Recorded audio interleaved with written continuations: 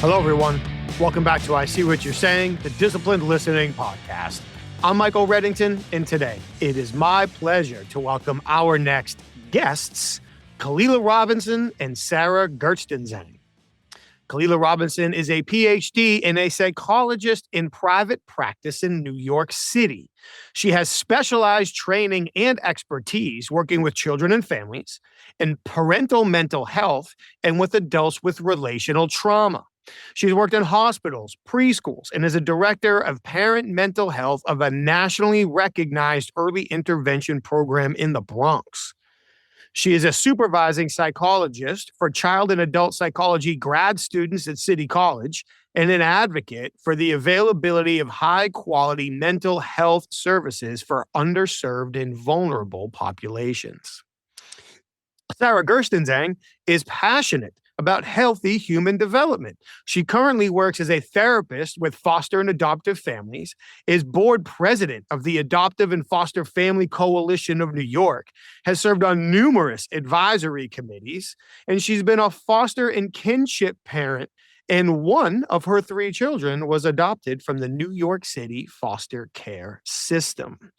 Their personal experience and professional expertise are key parts of their work, as together they are the co-authors of the Self-Regulation Workbook for children ages 5 to 8. This is a resource for both parents and children that serves as both an educational resource and a workbook that parents and kids can work through individually and together. In this conversation, we are going to touch on so many critical topics, not just for parents and kids, but also for adults talking to other adults as well, because so much of how we talk to other adults goes back to how we learn to communicate as kids and how we communicate with kids right now.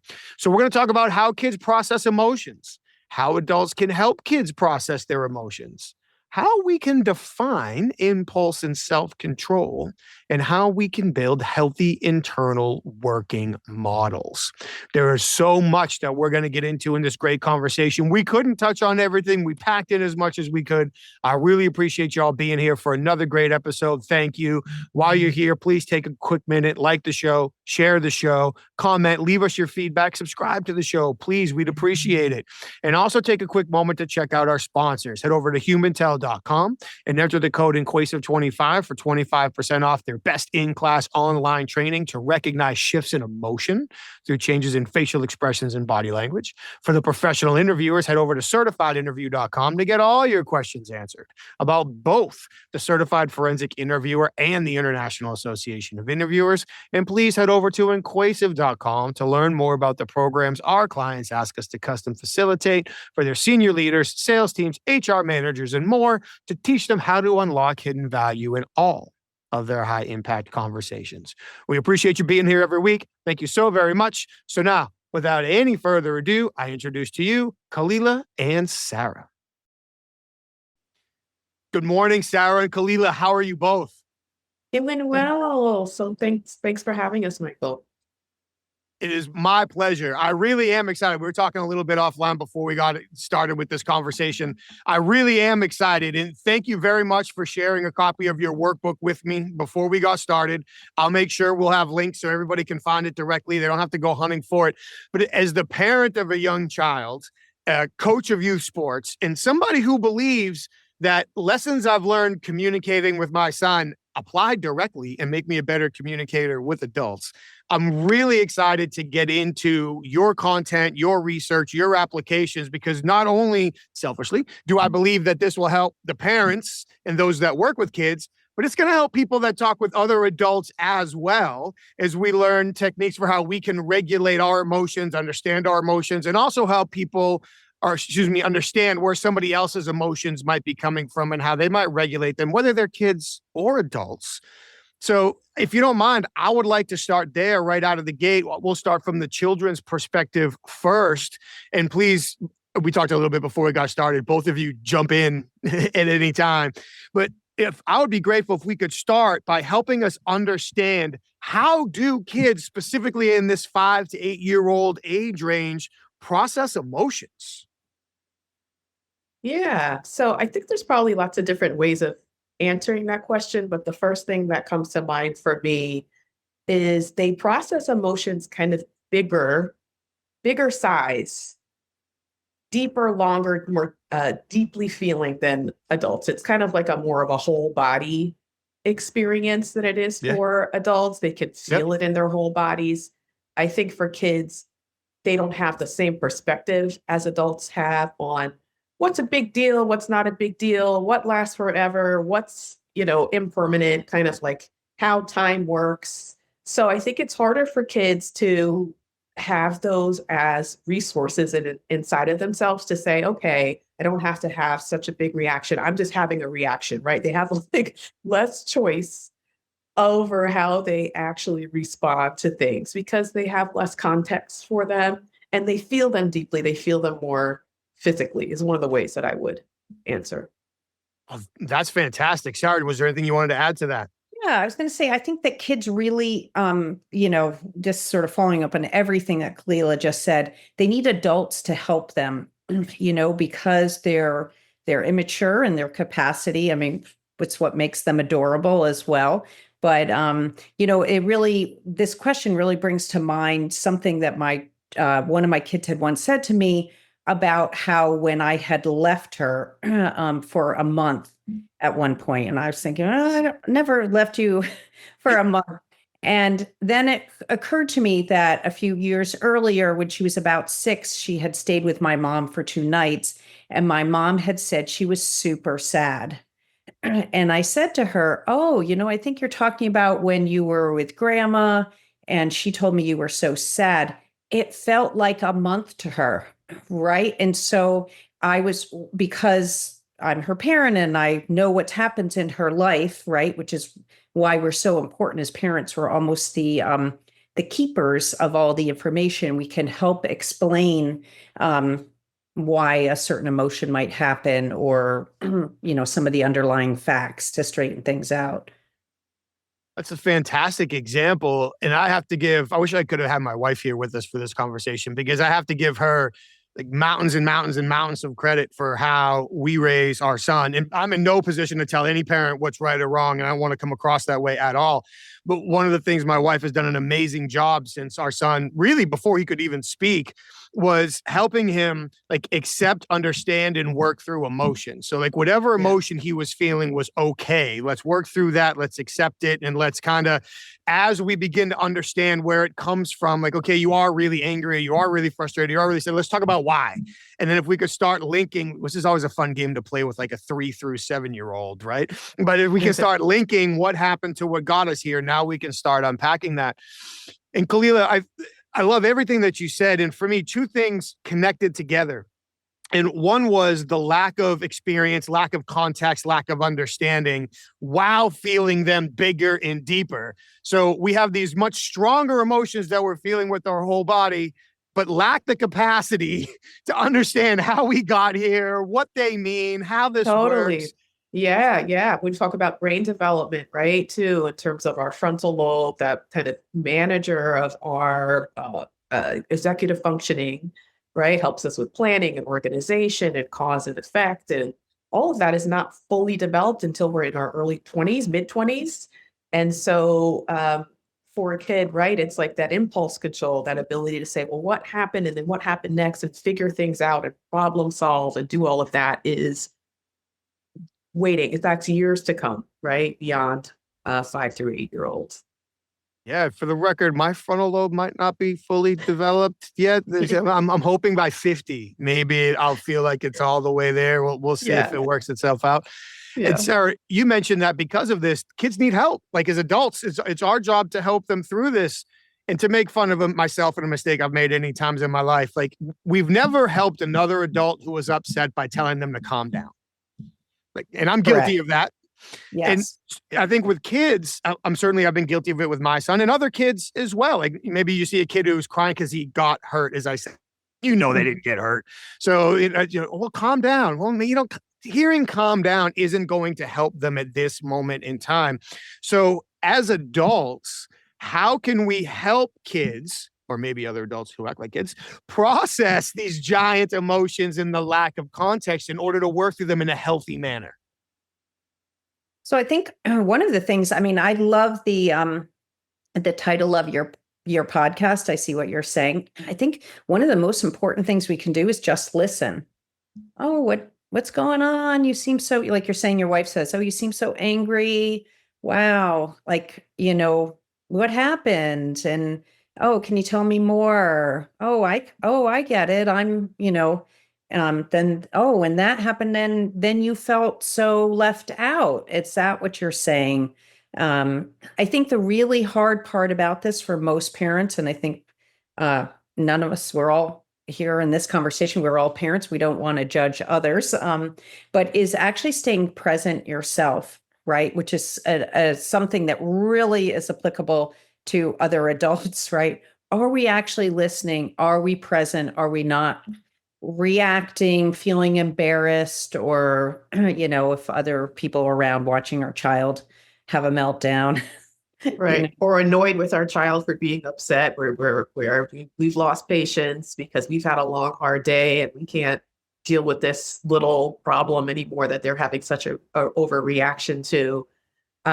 So we help kids through, right, active listening, what Sarah's saying, a lot of validation, right? Like, that makes sense. I would feel the same way too. A lot of people like to feel heard, right? As an adult, you're talking to another adult, and it feels really good to say, yeah, I get it, or I felt that way before, or I understand how you'd feel that way. And the same thing can apply to kids. Being heard, being understood is a really helpful way to feel soothed.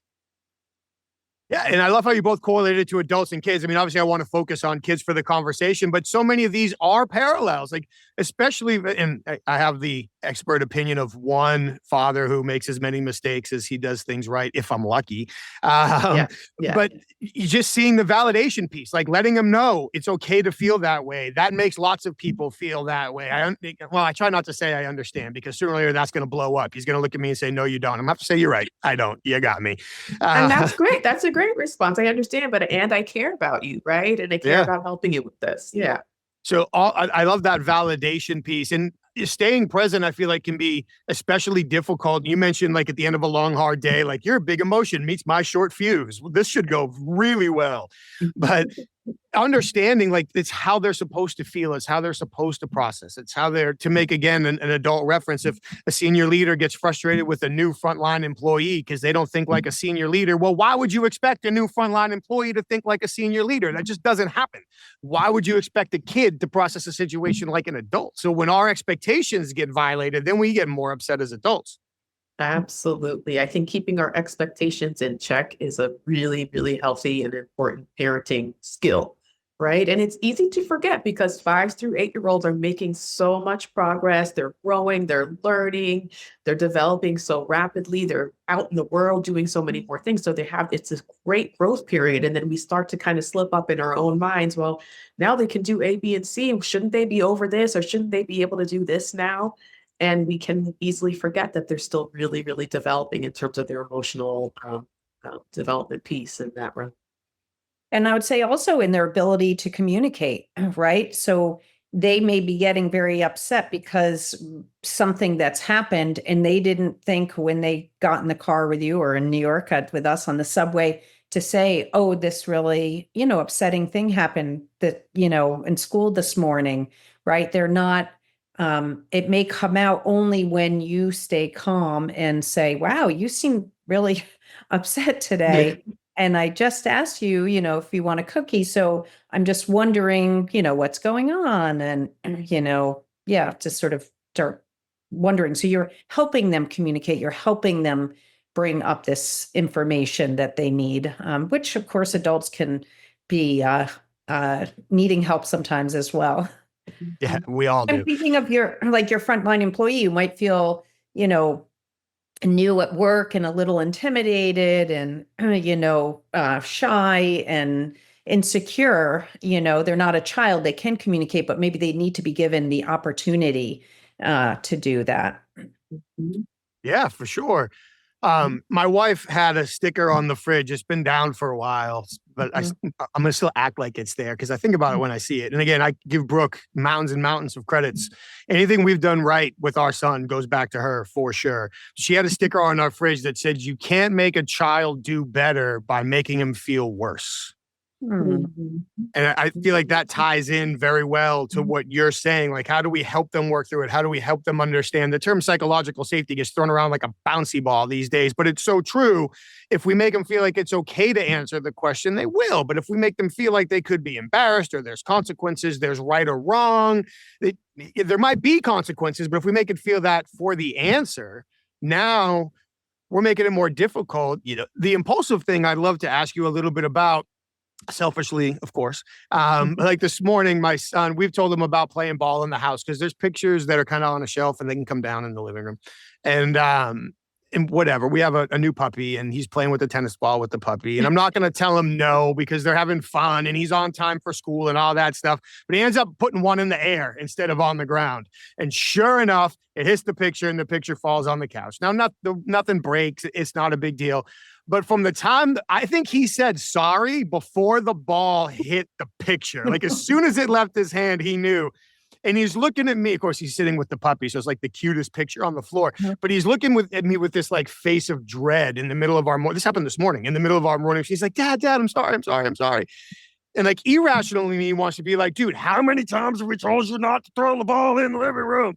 But rational dad wants to be like, well, he's playing with the puppy. He got a little excited. Impulse control is absolutely something we're still working on. Yeah. Nothing got broken. Nothing's ruined. Look at you. Yeah, exactly. Well, yeah, it's 6:45 in the morning. That took all I had. That's huge. That's great, right? So thank you. In situations like that, how can we work to help educate on impulsiveness? Because I feel like if I say to my son, "Dude, that's why we got to think before we act," I may as well be saying that's the Pythagorean theorem. Like it's probably not going to work with him the way I want it to. So are there things as parents we can say or do to help with that impulsiveness over time, or is that just natural course of development? I think it's mostly natural course of development. I would say there's certain things you can do in terms of helping kids understand what frustration tolerance is, what impulse control is. We talk about that a little bit in our workbook. We define what is an impulse, what is self-control, and we do help kids try to identify ways they're already using lots and lots and lots of self-control. Like, for example, at school, they're having to sit down, they're having to listen to their teacher, they're having to wait their turn. There's lots of ways they're already using it. So I would say when you see your son actually using self-control, you can point that out gently. You can say, "Hey, I really like the way I saw you sitting there waiting. It seemed really hard to wait, yet you were waiting quietly. Wow, that give a high five." So like the skill that he's building while he's doing it, praising him along the way could be a great thing to do. And then I think the example from this morning, that's way too tempting. A ball and a puppy. I mean, who wouldn't, what 7-year-old wouldn't want to be bouncing a ball around? So next time, well, it's in the morning, we got to get going. I don't want any pictures fall down. Suddenly that ball is nowhere to be found. It's hidden somewhere else. And, as a parent, you kind of work in advance of those kinds of things. Yeah, I love that answer. Especially, I love reinforcing something really positive, when you see that and noticing the really great things that are happening. And it reminds me actually of some of the conversations that Kahlila and I had in writing the workbook was, about, emotional regulation, but also about parent boundary setting. It's not, that is our job to set boundaries, right? And also as parents, how we need to say sorry sometimes. So even though we're not going to judge parents, I'm just going to use that example just to say, like, you might have said, "Hey, you were so adorable. This one's on me. You were so adorable with that puppy this morning.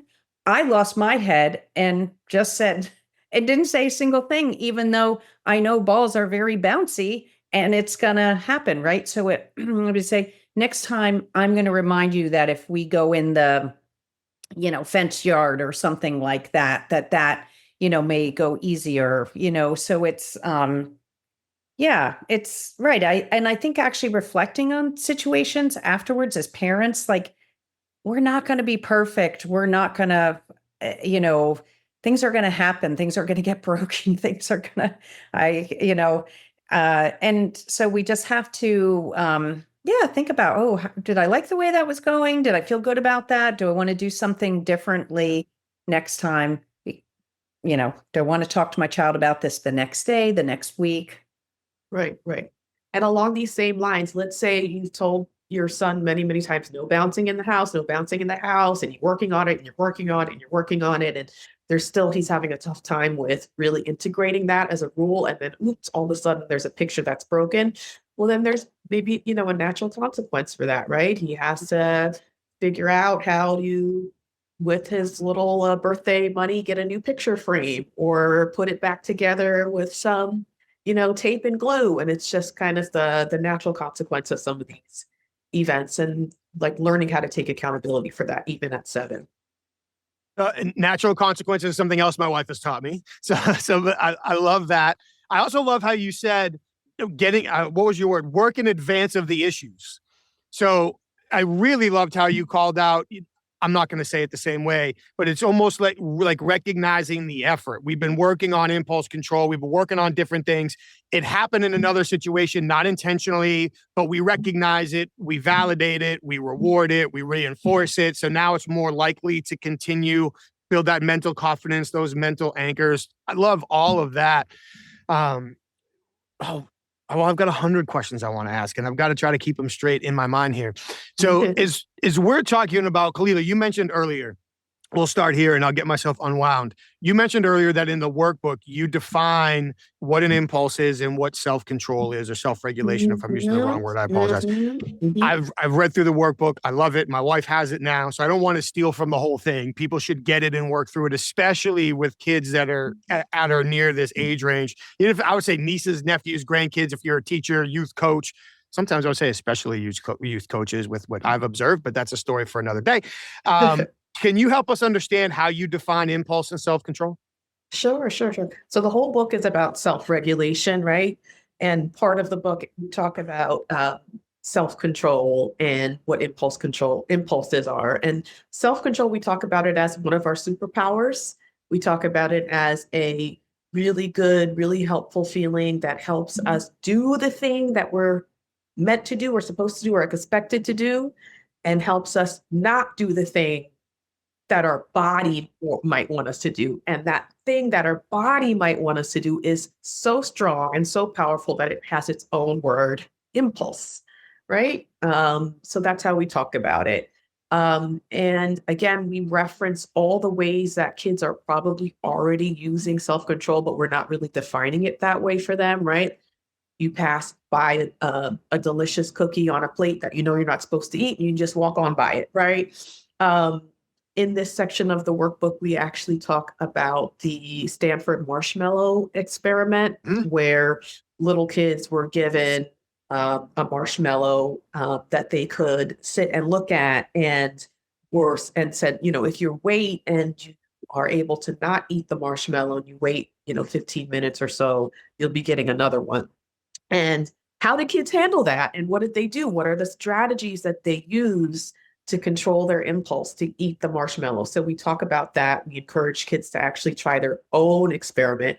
And kids are at this particular age, 5 through 8, is when kids are so good about inventing things, exploring things, coming up with new ideas.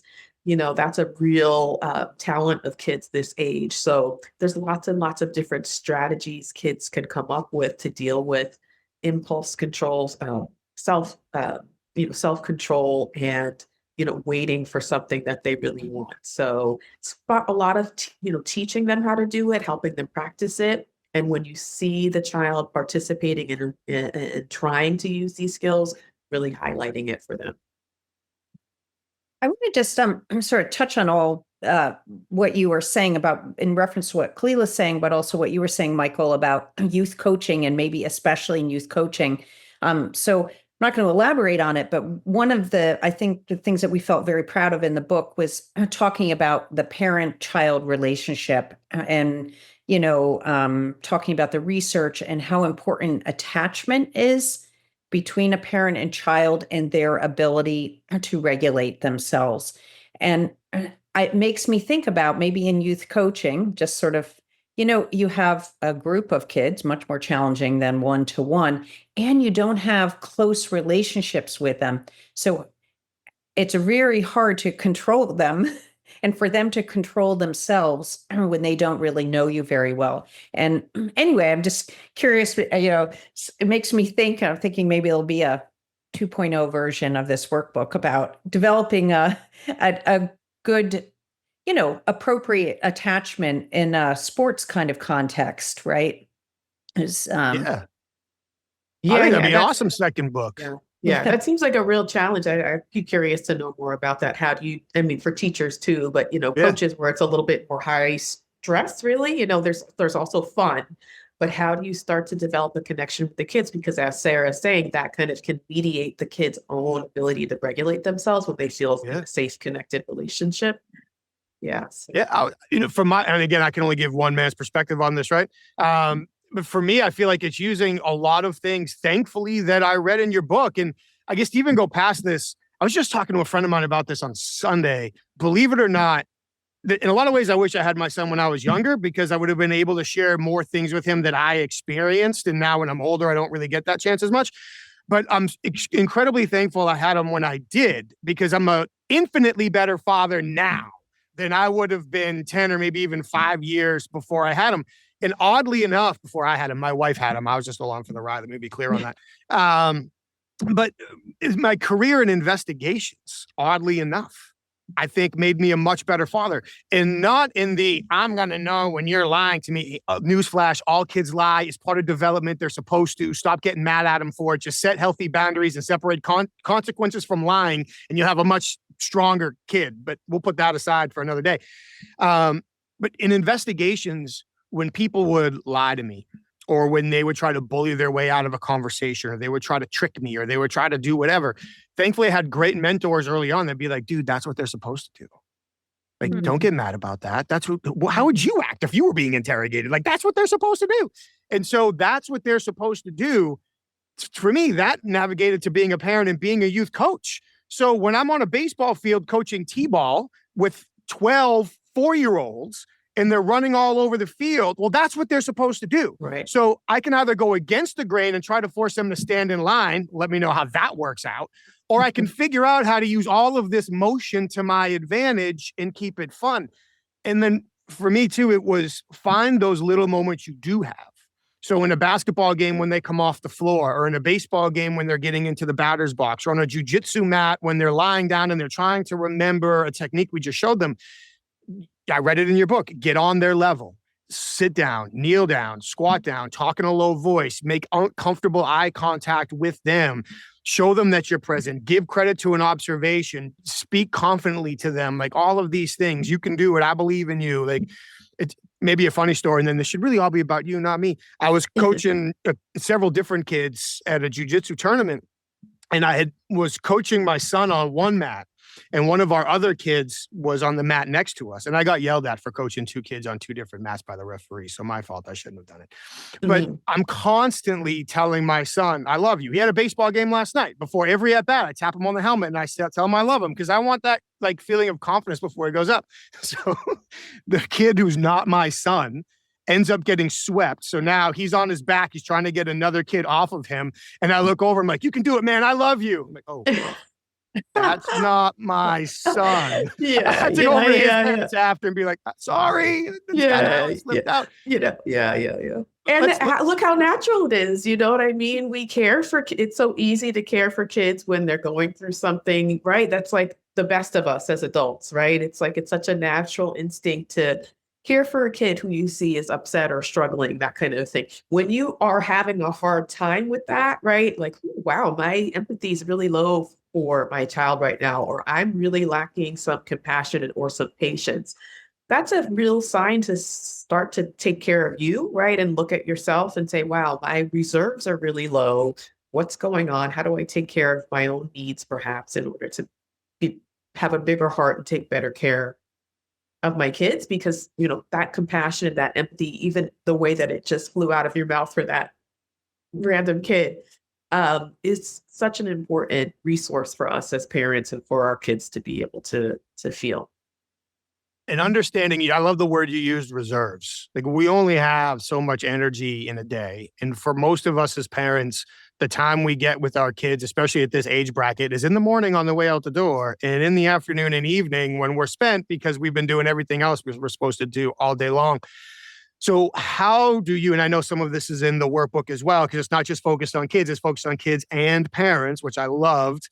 How do you encourage parents to work on their own emotional control or self-regulation in order to be the best parent they can be as often as possible? Because all of us, myself absolutely included, have our moments that we'd like to have back. You gonna take that, Sarah? Yeah, I was going to say, so that we touched on this earlier, like that moment you'd like to have back, you can, this isn't directly relevant to how you take care of yourself, but I guess it is in a way, because then it prevents you from having the shame. You can go back to a moment where you weren't your best self, where you feel like that's not how I want to treat my child I love so much, who's the, heart and soul of my entire being. And you can say, hey, I was really upset. I came home from work and I was in such a cranky mood and I took it out on you. And I'm really apologize. This is what I wish I had said. So I think, I'll let Kahlila add some things in here, but I think one, reflecting on how we're doing, right, is, and, giving ourselves some credit when we've done things well. Sometimes we've said like, make a list of all the times like where you'd really feel proud of yourself, like you had a great moment that morning, write that down. And then you can look back on that list to say, hey, you know what? I really am a good parent, somebody who is very loving. Sometimes we have recommended, just taking a break. Like I am exhausted. I used to sometimes make breakfast for dinner. I can whip up pancakes very quickly. And everybody was happy. And so I knew, I could still prepare a dinner for my children and not be so hard on myself about that. So those are just some starting ideas.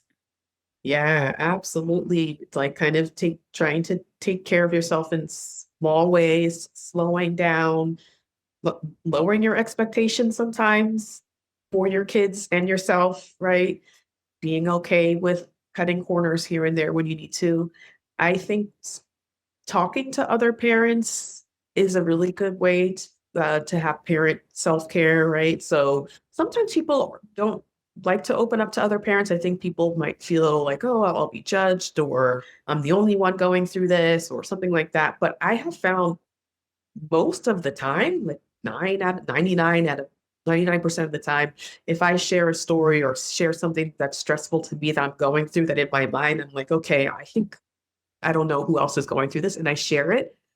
So much of the time people can relate to it and understand it. And it makes me feel so much better. And I think for the other parent too, to say, okay, I'm not the only one. It really makes a huge difference to know that you're in a community of people. And so I had my daughter had a really stressful moment at a music performance. And she was so scared to get on stage, and I had to coach her so much, and it was really stressful. We were all, sweating bullets and just hoping that she made it onto this performance. And she finally did. But it was really stressful and took a lot of effort.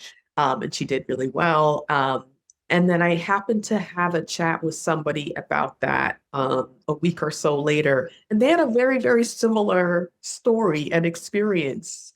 And it made me feel so much less alone to know that, okay, I wasn't the only one feeling these feelings and going through this and doing this thing. Like other parents do this too.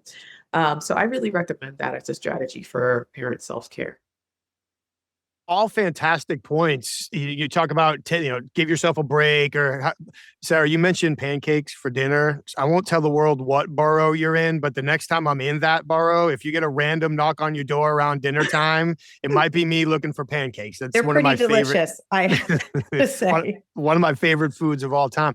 My wife would say, give yourself grace. Like it's not about being perfect. We're going to make mistakes. It's just, there's always, you mentioned attachment earlier, and my favorite leadership book of all time is called Care to Dare. It's written by George Kohlreiser, and it's largely based on attachment theory. I highly recommend it to people. But even the opportunity of using mistakes as learning opportunities, and that's not just true for kids, but imagine it's true for ourselves too as parents. All right, well, we'll be in a similar situation again. let's nail it the next time. We'll use this as a learning opportunity. So Exactly. I feel like all of those were fantastic examples. And Kahlila, to your point, again, one man's bias. I feel like anytime a human being says to themselves, I'm the only one in the world going through this, there are thousands of other people in the world going through exactly that. Right, Maybe we don't know right. them. Maybe we got to figure out how to find them. But Right. I find it hard to believe in a world of however many billion people that we're the only person who knows how something feels or has experienced something. And Right. often I you'll saw be surprised. Totally. I saw this very funny. I think that's why social media is so powerful because people can connect and see, okay, I'm not the only one. And see, I saw this. I don't remember the name of this guy who does these videos, but he was doing a video of how parents react when their children are in a public bathroom. And the way that he reenacted everything with like, don't touch that, and make sure you wash your hands and don't touch the wall. It was hilarious because I said, wow, there are other people that act like me and freak out when their child's in a public bathroom. And it was just funny. And reading the comments, seeing that too, it's like, yes, me too, me too. So it's hugely powerful. And then yes, absolutely grace, compassion. We're doing this for the first time. There's no roadmap. A lot of us are learning on the job, as we say. And as it relates to attachment, when we make mistakes, and we're supposed to make mistakes, right? That's how we learn. That's how we grow as parents. And all healthy, secure attachment relationships have moments of rupture and repair, right? So you don't have to worry about avoiding, you don't have to avoid making mistakes. Like the mistakes are inevitable, but you do have to be intentional about repairing, right? So addressing what went wrong, repair for yourself, we like to say, right? In terms of something that you didn't feel good about, and then be intentional about making a repair with your child. Right, because Yeah, you're and- teaching your child then, because your child is going to make mistakes, whether it's going to be at school, college, in a workplace. And so you're teaching them that it's okay to make a mistake and to repair it. And this is how we do it. That is so valuable. That's way more valuable than being perfect. Yeah. There was a couple of weeks ago where we ordered a new bike rack, and just like a cheesy one in the garage because we got my son a new bike and it didn't have a kickstand. Apparently they don't put kickstands on bikes anymore. That's another rant for another day, whatever. So my son, you talk about kids at this age loving to build and do things. As soon as you mentioned Gabe could fix it with tape and glue, I'm like, oh, what that would turn into, because that would just be like a crafts project. Look what I did. So I thought that he loves to build. Let's go out in the garage. And because I was trying to get it done fast, because he still had to do his reading and his shower and all that stuff, I didn't follow the directions and I built it backwards. And what should have been like a 10-minute project very clearly was going to be like 30. And now I know Brooke is inside and she's expecting him to come back inside, and I just did this all wrong. So I tried to use the moment to make fun of myself and just sit back when all I want to do is let out maybe 7 to 47 straight F words and bounce a screwdriver and all those things. Yeah. But I had to sit back and think, okay, my responsibility is to set Gabe up for success. How can I use this? So then it was, he looks at me and says, what's wrong? Cool. Now I've got his attention. Yeah. All right. Let's talk about how this looks wrong. What did I do wrong? Where are the directions? Or do you want the directions or do you want the tools? And now we work back through it. So and again, I got this from George Kohlrauser in a lot of ways, but using those mistakes to create learning opportunities and the imperfections. Like, if I feel like at this age, the problems we run into are thankfully, for the most part, relatively small to almost like nothing. But the problems he's probably going to run into as a teenager are on the opposite end of the spectrum. Yeah. So it's building trust equity now to navigate those bigger problems in the future. I could be wrong. From your perspective, with the work that you've done, how does navigating these emotional ups and downs with kids when they're young set them up to navigate the more serious issues, maybe the more embarrassing issues, the more consequential issues within the family unit as they grow older? I think there's a very strong connection between the skills you develop to respond to emotions as a young kid and problem solve and um, kind of get soothing and support from the people around you. I think there's a connection between how you do that as a kid and then how you learn to kind of do that as an older person. I think that example you gave, Michael, is really, really great one because that is our kids are watching us and learning from us, right? And so that's a huge like modeling. How do you handle frustration? What do you do when you make a mistake, right? If you had done the 47 F words, right? Like, That's a you might get a conservative call. number, by the way.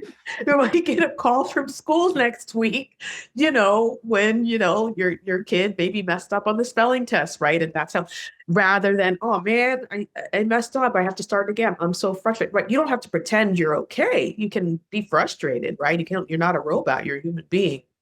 But you say, okay, you model it. I'm frustrated. Oh man, maybe I should just take a moment to just breathe for a second. Maybe you should take a little break. Let me see what we could do here, right? Talk it out, narrate it, kind of how you would do it. And they're learning how to do that. So, right. So when your kid is going to be 14 and they start to try to learn something new that they're making mistakes at, they might remember how did daddy handle that time in the garage and the bike? You know what? He didn't flip out and curse out the bike and throw the bike across the room. He actually slowed down and he said, okay, wait a minute. How do I fix this problem? He was a little frustrated, right? So I think that's huge. They're learning from us. We're modeling for them. And I think what they absorb and see as kids can certainly, they can internalize that and it's something that they can use, hopefully for good, as they develop. Yeah, I kind of think of it exactly is it's pattern building, right? And so it's almost like those little stacking boxes, that like an 18-month-old might use. So you're doing the little boxes and then you're building. So the box might be very big in high school, but it's going to be the same thing. I trust in my family. I can share honestly what happened. I can take responsibility for it. People are going to forgive me. I can fix the situation, right?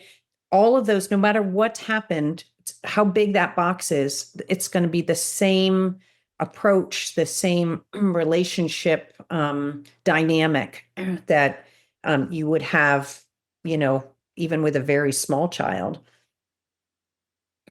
I appreciate all of that. Kahlila, in your answer, you talked about models and like modeling the behavior. So this isn't a direct correlation, but if I recall correctly, as I was reading through the workbook, you wrote about helping people create internal working models. Am I saying that correctly? So could you help us understand what a internal working model is and how we apply it either to children, to us as parents, or maybe both? Sure. Yeah. An internal working model is a way a person starts to understand and define themselves. Right. And so we start to learn who we are through our relationships with other people, how people treat us. Right. So some of the examples we use in the workbook, right? Um, you're a kid and you're telling a story and an adult is listening to you intently and asking you questions and laughing at your story. The internal working model is, oh wow, I'm interesting. They start to, I'm funny. This adult is laughing and giving my attention, right? So like giving me attention, I'm somebody who's kind of delightful. I'm funny, right? Or you're doing something that's a little scary as a kid and you're a little nervous about it, but you do it anyway, and your parent says, great, wow, look how hard you worked. And wow, I'm somebody who tries hard things, or I'm somebody who does hard things, right? So it's a way that you start to define yourself through relationship, through experience, and over time, right, it starts to become more cohesive, right? I love it. Sorry, I was pausing, Sarah, in case you wanted to jump in there. I didn't want to talk over you. No, it was such a perfect answer. I'm just leaving it right there. That was a great answer. I don't know if you could hear me. I was taking so many notes on that answer. I had to turn the page and write on the next page. Oh, good. How important is how kids define themselves, how kids label themselves? How important is that for them, for their successful growth, development, success in life? Can you take that, Sarah? It's everything. It's everything. I was listening to one of your previous talks, and This guy was talking about trauma and, Kahlila and I both, we work with, the average family. And then we also work with kids who've been in an orphanage or in foster care. And the challenge of that type of parenting is so great because you didn't build that internal working model. That child is expecting adults to be disappointing and that they're not trustworthy and they hurt you, they don't listen.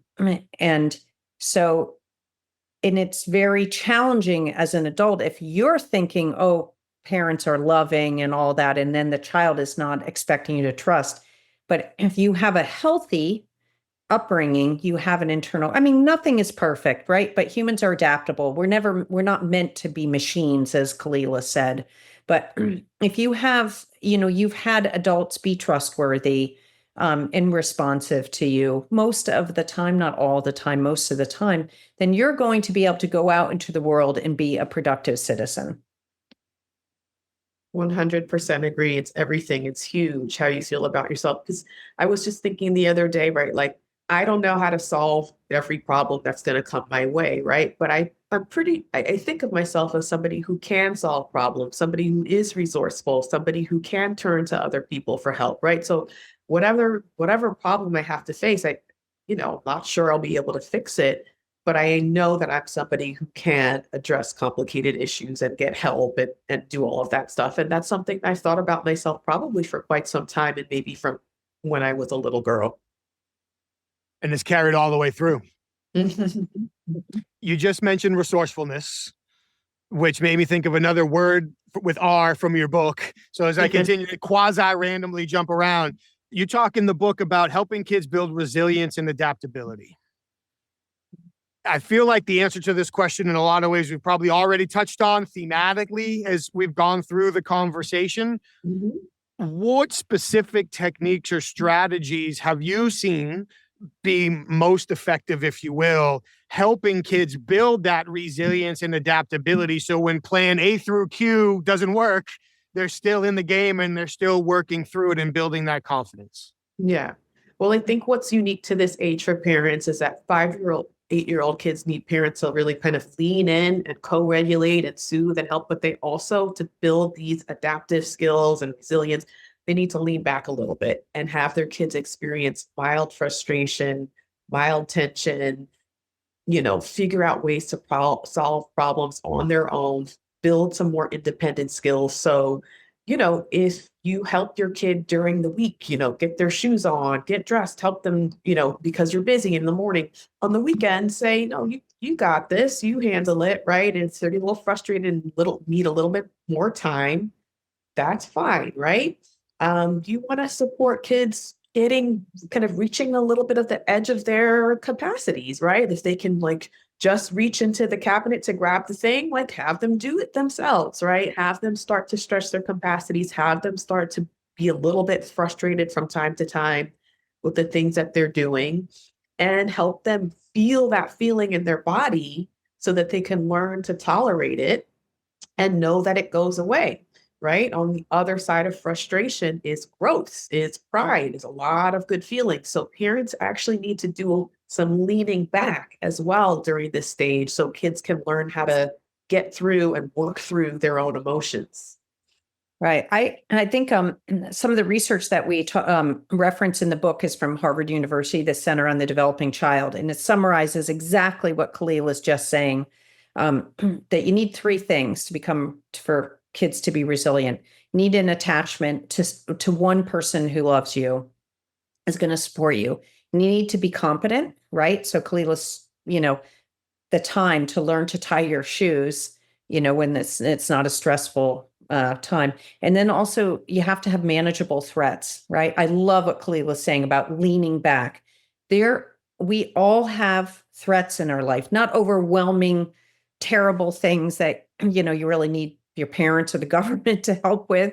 But, small things like a kid you don't like at school who's sitting next to you, or, a teacher who doesn't treat you very well. Are you going to march in there as the parent and demand that the teacher be changed? Or are you going to say, hey, well, sometimes like at work, I have this boss I don't really like. Here's how I manage that. Being empathetic, and listening, obviously, if it's totally inappropriate, that's a different thing.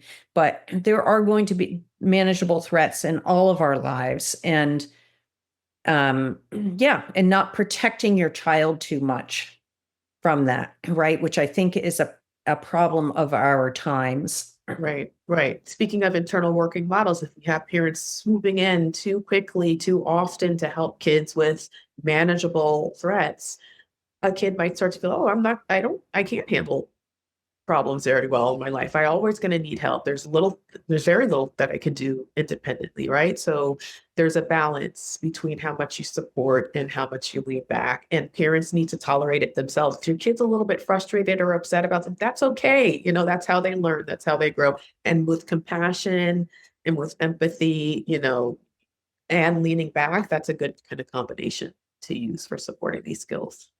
And that can be maybe the hardest part about being a parent, sitting Mhm. down and watching maybe not the best example, but the house of blocks fall down, knowing the Mhm. whole time this is exactly why it's going to fall and I can stop it from happening, but let it Yeah. fall, let the emotions happen, and then use that as the learning experience to build that block house or a different block house, whatever it is, but Totally. take Yeah.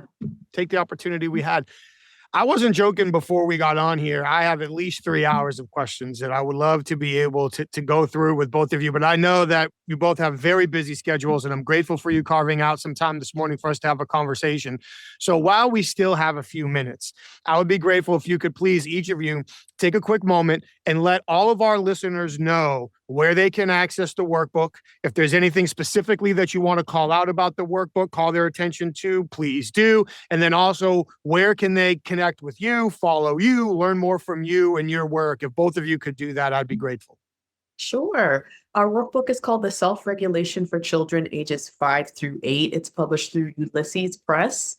You can get the book directly from the publisher, Ulysses Press. You can get it on Amazon. You could also get it on Goodreads. And you can get it in a couple of independent bookstores throughout the country. I'll be posting where those bookstores are on my Instagram. So people can follow me on Instagram, KahlilaRobinsonPhD.com.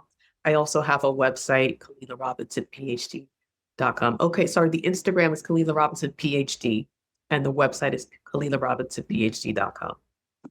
So many to keep Yeah. track of.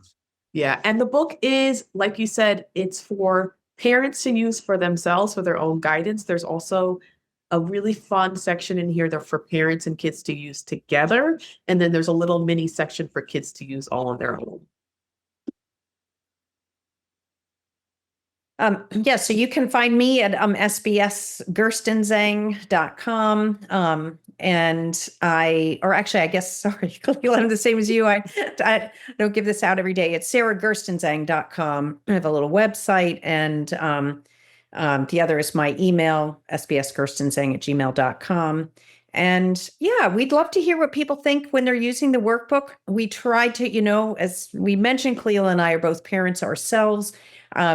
We tried to make the workbook really fun, not like a lecture. It's interactive. And we'd love to hear if people have other ideas or things that really resonated with them, that, were really helpful. And yeah, we just really appreciate having the time to come and talk a little bit more about some of our thoughts and our research and our thinking as really as therapists, but as parents. Yeah, I would love to do that. I wish we had a couple more hours today. I know we don't, but just real quick to shout out the workbook. I'm so thankful to be able to have a look at it before we jumped on. And selfishly, I was so super happy to see the mix of teaching. Here's the research. Here's the examples. Here's why. The real world applications, the stories that are in there, and then the workbook piece. So you can do it with yourself. You can do it with your kids. Your kids can do it. I thought it was a great balance. I really appreciated it. So thank you for the very important work you're doing. I think it's hard to argue there's anything more important than taking care of our kids and setting them up for success. So thank you so much. I know you have to run. Please stay safe. Take care of each other. And I can't wait to talk to you both again. Same Thank here, you so much, Michael. So nice to meet you. Really enjoyed it. Yeah. Thank you. Kahlila and Sarah, thank you so very much. I really appreciate what a great, informative conversation that was. Not just for those of us as parents or aunts or uncles or grandparents, but in business as well. So much of what we just talked about applies to all of our conversations. And I really appreciate all that you shared today. Thank you for your research. Thank you for your dedication. Thank you for the work you do in your communities. And a bit selfishly, thank you very much for putting the workbook together, because as a parent of a young child, it's another resource for my wife and I to leverage as we try to create the best experience for our son. So thank you so very much. And there's so many things that we could go back and echo before we leave here. But how about a couple of things that apply not just to conversations with kids, but adults too? How about give ourselves some grace? Check our expectations from time to time and call out progress and previous successes, not just with our kids that are learning new skills, but with our employees and family members and everyone around us. A great conversation. Kahlila, Sarah, thank you so very much. And of course, thank you to all of you that were here for another episode this week. We truly appreciate it. Please, while you're here, take a quick second, like the show, share the show, subscribe to the show, leave us your feedback, leave us a comment. We would love to hear from you. Thank you. And while you're online, take a quick moment, check out our sponsors. Head over to humantel.com. Enter the code impulsive25 for 25% off their best-in-class online training to recognize what people are likely thinking and feeling based on shifts in their facial expressions and nonverbal behavior that lets you know their emotions are changing. Get online, hit the website, humantel.com, find the program that's best for you. I highly recommend them all. For the professional interviewers, head over to certifiedyinterviewer.com. Learn everything you need to know about the International Association of Interviewers. What type of events do they have? Education available, network opportunities, resources. What can you add to the association? That's also where you can learn more about the Certified Forensic Interviewer designation, who qualifies, how do you earn it, and what it can mean for your career. And while you're online, please check out impulsive.com. That's where you can learn more about the programs our clients ask us to custom facilitate for their senior leaders, sales teams, HR teams, and more, to teach them how to uncover hidden value in all of their high impact conversations. As always, we appreciate you being here week after week. Thank you so very much. Please stay safe, take care of each other, and we'll see you next time.